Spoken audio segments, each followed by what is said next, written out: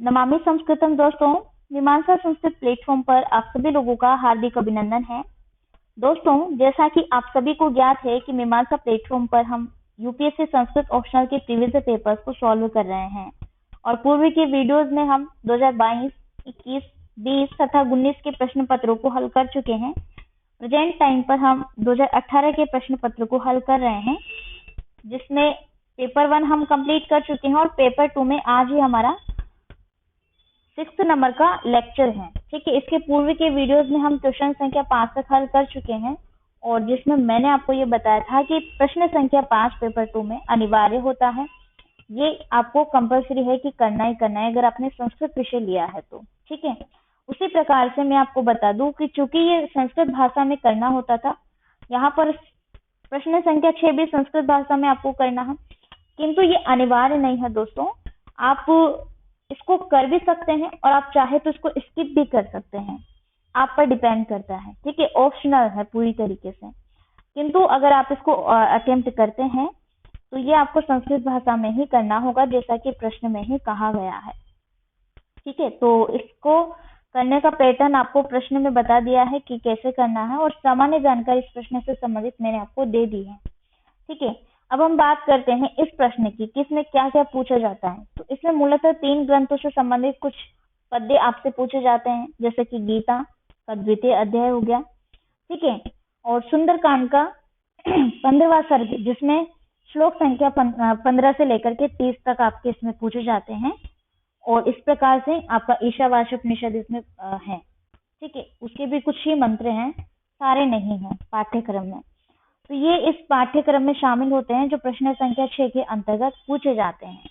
ठीक है दोस्तों, यहाँ पर पहला पद्य है, ताम कृशाम दीन वदनाम मलिनांबरम वासिनीम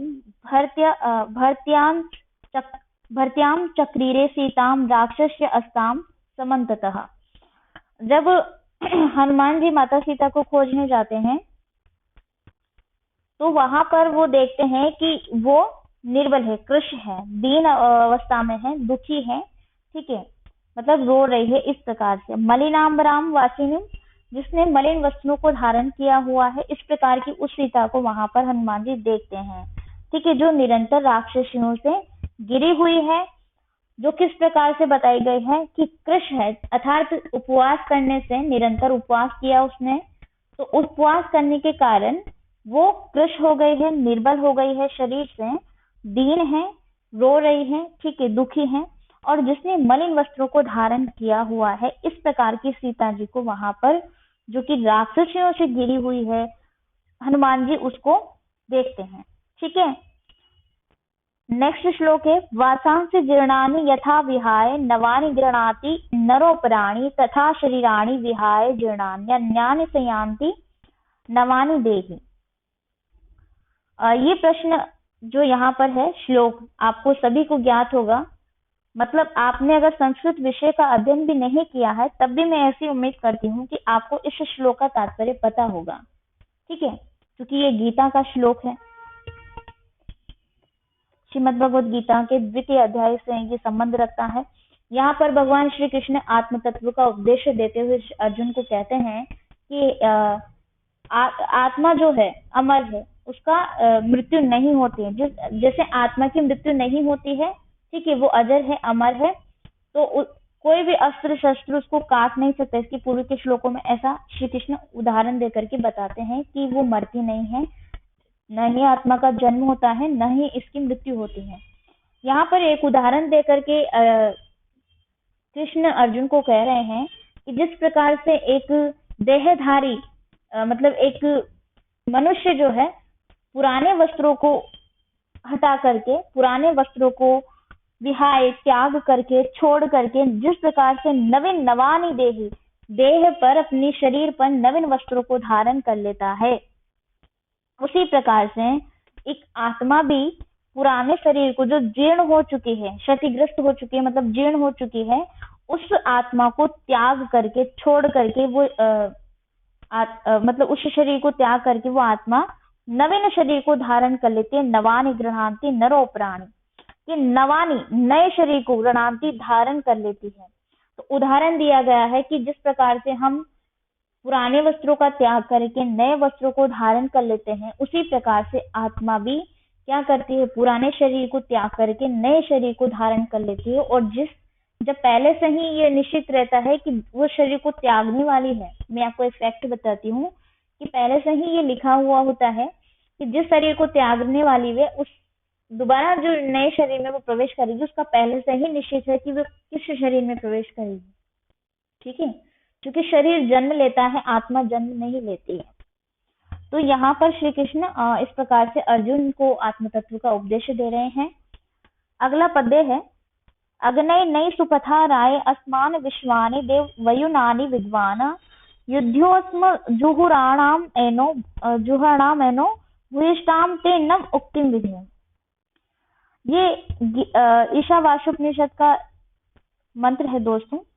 जैसा कि आपको ज्ञात है कि जितने भी उपनिषद हैं हमारी भारतीय संस्कृति में, या ऋग्वेद के समय के जो भी पद्य हैं, उनको हम श्लोक न बोल करके मंत्र की संज्ञा इनको दी गई है, मंत्र के नाम से इनको जानते हैं। तो ये श्लोक भी नहीं है, यहाँ पर ये मंत्र है, चूंकि ये ईशावास्योपनिषद का है। ठीक है, तो यहाँ पर अग्निदेव से प्रार्थना की जा रही है कि अग्नि नहीं सुपथाराय, कि हमें अच्छा मार्ग दिखाओ, कि हे दिव्य स्वरूप परमात्मन हमें अच्छा मार्ग दिखाओ। अस्मान विश्वानि देव वयुनानि विद्वान, कि हमारे जो सब प्रकार के कर्म हैं, सब कर्मों और ज्ञान को जानते हुए भी आप हमें धन, यहाँ पर धन के विषय में बात की जा रही है, और धन कैसा है, वो धन है मोक्ष धन। तो उस मोक्ष धन की प्राप्ति के लिए जो उत्तम मार्ग है, सुपथ है, उस अच्छे रास्ते पर राय वो दिखाओ, उस अच्छे रास्ते पर ले जाओ। ठीक है, हम पाप को दूर कर, हमारे पाप को दूर कर दो, हमें मतलब हमारे पाप को हटा दो। हम तुम्हारे लिए, जैसे कि पूजा विधि की जाती है तो उसमें कुछ न कुछ सामग्री लगती है, पूजा में भोग लगता है, सब प्रकार की सामग्रियां लगती हैं, तो उसमें धन खर्च होगा, और जो पूजा विधि आप करेंगे उससे पुण्य की प्राप्ति होगी। तो यहाँ पर जो ऋषि है जो इस मंत्र को बोल रहा है, अग्निदेव से प्रार्थना कर रहा है, ठीक है, वो ये कह रहा है कि हमें मोक्ष की प्राप्ति करनी है, तो हमें सुपथ दिखाइए, अच्छा मार्ग दिखाइए। ठीक है, अब हम आपको पुष्कर से अर्थात फूलों से इत्यादि से, भोग इत्यादि से आपका क्या करेंगे, पूजा अर्चना करेंगे, तो हमें पुण्य की प्राप्ति होगी। अतः हम इस सांसारिक जीवन से क्या रहेंगे, बंधे रहेंगे, और हमें फिर से उस पुण्य को भोगने के लिए सांसारिक जीवन में प्रवेश करना होगा। इसलिए आप क्या कीजिए, हमारे पुण्यों को नष्ट कर दीजिए, मतलब जितने भी हमने कर्म किए हैं, चाहे वो अच्छे हो चाहे वो बुरे हो, उनको नष्ट कर दीजिए। हमारे ज्ञान जो हमने अर्जित किया है उसको भी हटा दीजिए, यानी कि हमें उन सब से दूर कर दीजिए जो भी चीजें हमने अर्जित की हैं। क्योंकि देखिए दोस्तों, आप कोई भी किसी भी प्रकार का कर्म करते हैं, चाहे वो अच्छा हो अथवा बुरा हो, उसका फल तो आपको मिलता ही है। अच्छा कर्म करेंगे, पुण्य करेंगे तो पुण्य मतलब कर्म करेंगे, अच्छा कर्म करेंगे तो पुण्य मिलेगा, बुरा कर्म करेंगे तो आपको उसका बुरा फल मिलेगा। ठीक है, तो उसी प्रकार से यहाँ पर कह रहे हैं कि अगर हम आपकी पूजा अर्चना करते हैं तो उससे हमें पुण्य की प्राप्ति होगी, और वो पुण्य के कारण हम फिर से सांसारिक जीवन से बंधे रहेंगे। अतः हमें आप क्या कीजिए, उन सभी चीजों से, उन कर्मों से मुक्त कर दीजिए, उन पाप को दूर कर दीजिए। ठीक है, और हम इस प्रकार से आपकी पूजा अर्चना जो है पुष्कल मात्रा से, अर्थात बार बार जो है आपसे प्रणाम करके, पुष्कल का मतलब यहाँ पर फूल इत्यादि से नहीं है, बल्कि यहाँ पर उनको प्रणाम करने से है, उनके अंदर से भावना है। ठीक है, मन में श्रद्धा है, उसी प्रकार से वो दूर से प्रणाम करके इससे यहाँ पर ये कह रहे हैं कि हम आपको पुनः पुनः नमस्कार करते हैं, आप हमें सभी प्रकार के कर्मों से मुक्त कर दीजिए, हमें ज्ञान जो हमने अर्जित किया है उस ज्ञान को जानते हुए भी आप हमें उससे दूर कर दीजिए। ठीक है, तो इसका क्या तात्पर्य है और इसको आप अपने जीवन में कैसे धारण कर सकते हैं, आई थिंक आपको ये भी ज्ञात हो गया होगा इस मंत्र के माध्यम से।